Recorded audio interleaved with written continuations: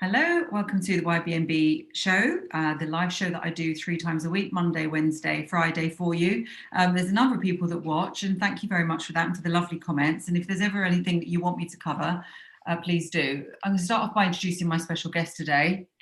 This is one of my little doggies here. Her name is Gigi, and she's a little rescue pup. So not had her for that long, but basically they kept her in a shed.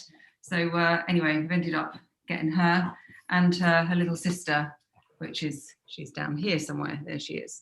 So I thought I'd introduce my guest to you today, and we're going to talk about mindset today. And actually, it's relevant having a little doggy on here because you know, one of the things about these little people is that they're just always so happy, so grateful, so you know, excited about everything to do with the day. And I really think that we can learn a lot from these little creatures. But anyway, what I wanted to talk to you today about was something different. It is about mindset, but it's about, I'm just going to pop her down now. There you go. It's about the internal dialogue that takes place in all of us. And I think if we all, you know, years and years ago, we used to think that it was a bit weird to talk to ourselves, but the truth is that we all do. You know, we all talk to ourselves the whole time. And if you think about what is going on in all of our heads, it is a constant dialogue. And that dialogue actually consists of questions and answers.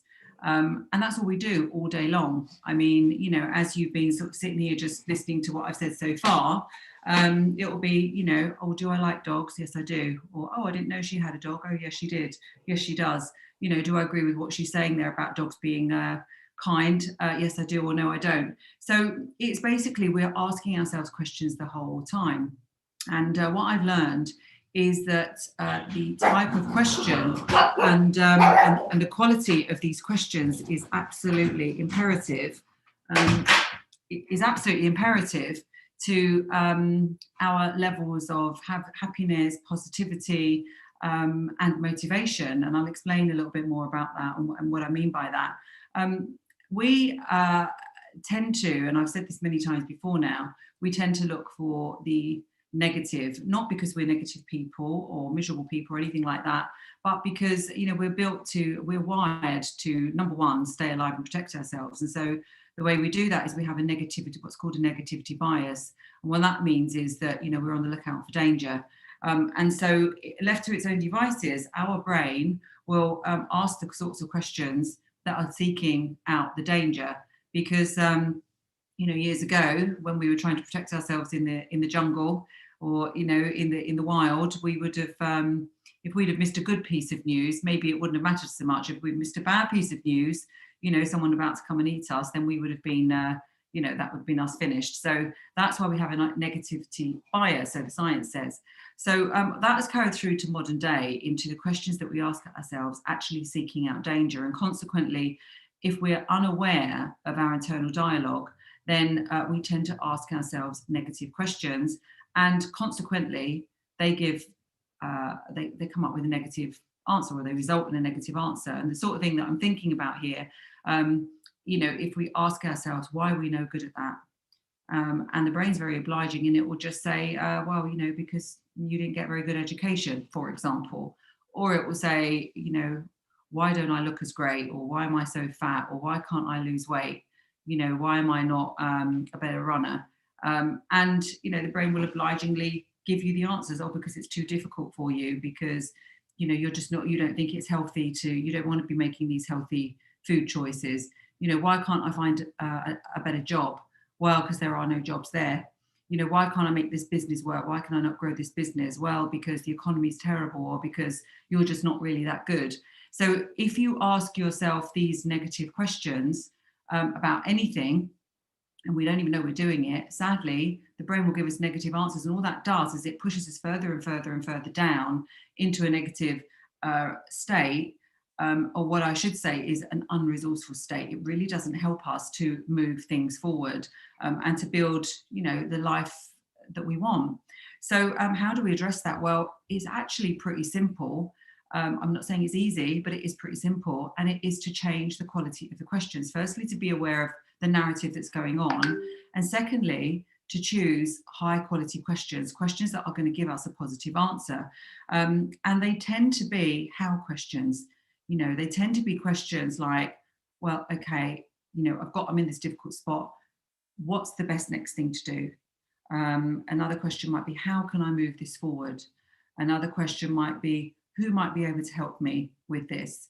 So by asking positive questions like that, your brain's going to come along and go, right, well, what you could do is you could look on LinkedIn for a job. What you could do is you could find someone who actually already works in that area.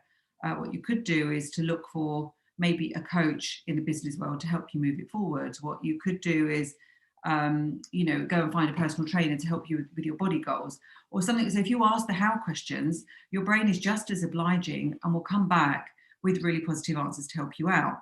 So what I wanted to spend the next 5-10 minutes on is just giving you some examples of quality questions. Now, obviously, you're going to make up your own, but these ones are ones that I've shared before, that I've used myself and that I've used with other people, and it's really been helpful for them. So I will go through them now for you. So first one is, what is my vision for the future? So you may maybe not specifically ask that question very often, and I would say that that's a really great question to ask, because it will build excitement. My vision for the future is, and if you're thinking, well, it's going to take me down a negative because I think all hope is gone and my best years are behind me, then you could ask, what possibly could be my vision for the future? What could be the best vision for the future? So that's a great question to ask. Another question building on that is, what are the exciting things that I would be delighted to achieve? Or what are the exciting things that I'd be amazed to achieve? And then you can start listing all these things that you would be amazed to achieve. So that stops the brain from saying, oh yeah, but you can't because of blah, blah, blah, because you're saying, what would I be amazed to achieve? So that could be in any area of life. It could be in finances, business, health, travel, car, house, all of those things. So what things could I be amazed to achieve? Who would I love to spend more time with is a great question, because that will make us think of all the people that we love and admire and like.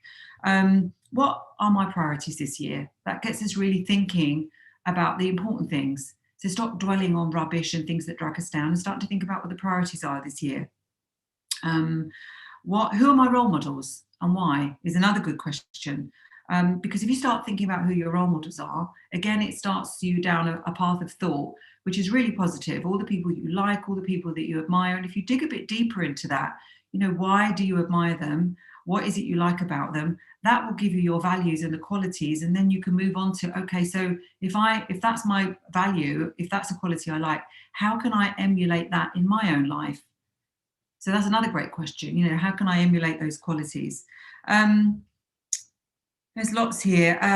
What will be my next ways to contribute? There's two of those really. What can I feel really grateful for now?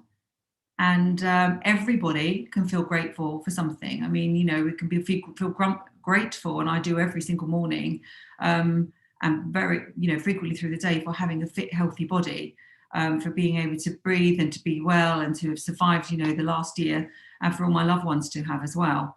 I mean, that's huge, to be grateful for. So what can I be grateful for? And then you can go on to all the other things, all the other blessings in your life. And then another question is, well, how can I give back? How can I contribute? What things can I do to make a difference and an impact somewhere in the world for other people?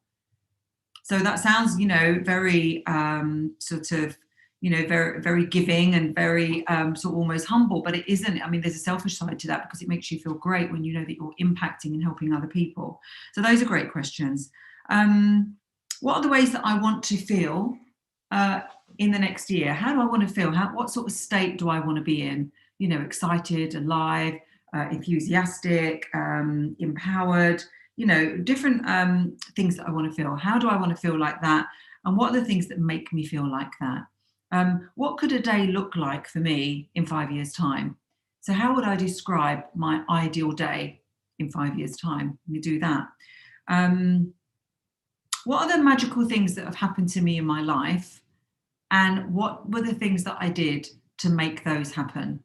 That's a really nice thing to think about, because if you made something happen that was magical before, no matter what it was. Maybe it was a relationship, maybe it was you bought your first house, maybe it was you got a fantastic job, whatever it was. What did you do to achieve that? We know for a fact that you probably would have focused on it, worked on it, had a plan.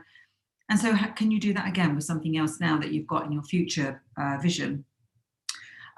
What messes can I eliminate, and how will that improve my life? So might sound a bit negative, but it isn't really, because it is empowering. Rather than putting up with things that are getting on your nerves or that are still you feel that holding you back, what things can you eliminate? What things can you change? And how will that empower your life? What things will I not repeat? So rather than dwelling on things that have gone wrong, it's a different way of looking at it. Okay, so I won't repeat this, this, and this, and this. And why not? So those are good things to do. What could be my daily practices and rituals? So looking at your daily routine, what are the things that I know when I do them, I feel really great? So for example, getting up early, going for a walk, being organized at home, always spending time with certain people, working out, eating well, speaking to loved ones, whatever it is.